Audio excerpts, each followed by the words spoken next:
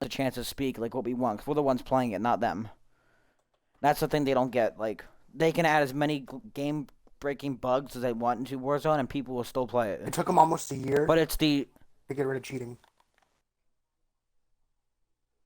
okay, Josh. While I'm streaming, I'm doing my thoughts and opinions on Caldera so far. So basically, for Caldera, like the beginning of the video is gonna be my thoughts and opinions. And right now, my class setups are still from the last season, but I believe that I have a good idea of what can be viable for Warzone. So we're gonna start off with the what is this? The EM2. EM2, super good weapon, very versatile, good at all ranges, decent ADS, decent damage per second. That you want in a good overpowered Call of Duty weapon. Like, it has the damage, it has the range, it has the no recoil, and also it's just good. Same with the OTS. The OTS is an amazing secondary, fast fire rate, good time to kill, decent attachments. You can make this thing zoomy. For this class, I used Cruise Suppressor for the damage range, bullet velocity, and the vertical recoil control. Even though this thing has very minimal recoil, it's still good to have that extra recoil control when you're shooting ranges. The Task Force Barrel for the effective damage range, bullet velocity, and strafe speed. When you're aiming, you want to build a zoom around and kind of build a maneuver people. The Tiger Team Spotlight for movement speed and aim walking speed. It's good to have that extra movement speed. The KGB Skeletal Stock, just for the sprint to fire time, aim walking speed, and ADS fire move speed. You could go with the Spetsnaz stock, but I don't like that one personally because it doesn't have sprint to fire. Then the Salvo 40 round fast mag. Just a little bit faster than the 40. Not as many reload glitches, doesn't stop the animation all the times. Next class I'd like to use is the Swiss K and either the OTS or the OTS, Mac 10, and the Bullfrog. Those are all still really viable weapons. But as of right now, I'm using the Cold War MP5, trying to screw around with that, see what I can do with it. Basically, for the Swiss, this is my quick scoping class. Cruise Suppressor, 24.9 Combat Recon Barrel, SWAT 5mm laser for the ADS and aiming stability. The Fast Mag, just for that little bit of extra fast reload. And the Airborne Elastic Wrap. That's going to give you super fast ADS, super decent everything, pretty much. Next is the AMAX. The CR56 AMAX is still viable. Don't let anybody tell you it's not. It still hits really good at long ranges. Just gotta hit your shots.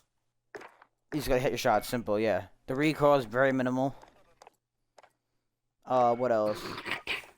This is just a random class I made, but if I do use the Card ND, I either use it with the AK-74U. Because the AK-74U does have some potential to be a good weapon. I just don't like it personally. Personally, the thing's a piece of shit and sells me constantly. But if I do run the AK-74U, this is exactly what I run on it. I run Cruise Suppressor, Bruiser Grip, 40 round speed mag, Tiger Team Spotlight, and KGB stock. Same thing as before, movement speed, damage range. The Card 98 still viable, not my favorite though. I prefer the Swiss any day over the Card 98. Next class is the AS Veil. This is just my restock class, but the AS Veil is good as a sniper backup in solos and duos. Quad's not really that good because you're taking out 4 people. It don't have 30 round mag. Definitely feel like this thing is still top tier even after the nerfs. The next class is going to be the AK Cold War. The Cold War AK sells in long ranges, along with having virtually no recoil. Every attachment here is what the meta build is for it, per se. If you're playing quads, you can go with the 60 or the 45 speed mag. But if you hit your shots and you have a really decent shot, you shouldn't even need 45 rounds. You should need 30. But I rock 45 just so I can take out multiple enemies at once. Same OTS class as before. Nothing's changed there. The Growl is still really good. Once again, it's got to hit your shots.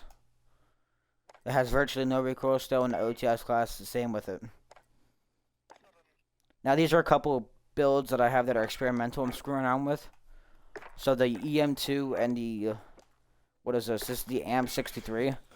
I still think the EM2 is the best assault rifle right now, other than the Krig and the M4 and stuff like guns similar to that. But I think the STG will take over because the STG has no recoil, pretty much infinite range, and especially if you're using like a variant like the winning track, you don't have a lot of ammo. It's the only issue with this variant. You don't have a lot of ammo with it, but gives you have I believe 10 attachments. You have 1, 2, 3, 4, 5, 6, 7, 8. You have 8 attachments here. Now this variable sight, not sure about that. But yeah. Then the last class is gonna be this is my sniper class with holding buildings, holding areas in the map.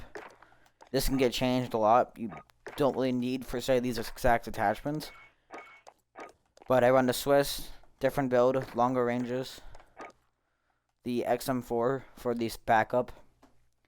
Agency suppressor, task force barrel, microflex LED, Raider pad, and 45 round mag. You don't have to run 13.5 task force. You can run like Tiger Team, Serpent Wrap, anything like that. But I prefer having a little bit of damage range, the vertical recoil and the horizontal recoil. The XM4 doesn't have much recoil to begin with, but the extra recoil control does help. That's pretty much all there is to this little clip here, video / for YouTube. Been going